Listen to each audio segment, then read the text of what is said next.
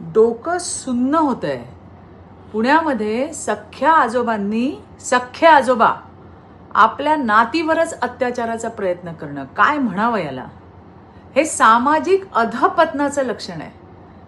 या प्रकरणामध्ये पोलिसांनी तत्परतेने कारवाई करत आरोपीला बेड्या ठोकल्यात. आपली लेकरं घरातही सुरक्षित नाहीयेत का? हे असल्या लिंग पिसाटांपासून आपल्या चिमुकल्यांना वाचवायचं कसं, हा प्रश्न आज प्रत्येक आईला पडलाय. राज्याचे सन्माननीय मुख्यमंत्री देवेंद्रजी यांनी महिला आणि बालकांवरील गुन्ह्याबाबत झिरो टॉलरन्सची स्पष्ट भूमिका घेतली आहे. आणि याच पार्श्वभूमीवर आजच्या कॅबिनेट बैठकीत लैंगिक अत्याचाराच्या गुन्ह्यातील आरोपींना पॅरोल मिळू नये यासाठी त्यांनी स्पष्ट सूचना दिल्या. हे निर्णय निश्चितच पीडितांना न्याय देण्यासाठी आणि गुन्हेगारांना कडक संदेश देण्यासाठी महत्वाचं आहे.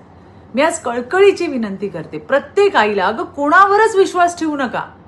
ताक सुद्धा फुंकून पिण्याची वेळ आली आहे. हा प्रकार घराच्या आत घडतोय. जिथं लेकरं सर्वात सुरक्षित असायला हवीत तिथेच धोका निर्माण होतोय. काळजी घ्या. सुरक्षित समाजासाठी शासन आणि सजग नागरिक जेव्हा एकत्र येतील तेव्हाच अशा विकृतीला आपण आळा घालू शकू. धन्यवाद. जय हिंद, जय महाराष्ट्र, भारत माता की जय.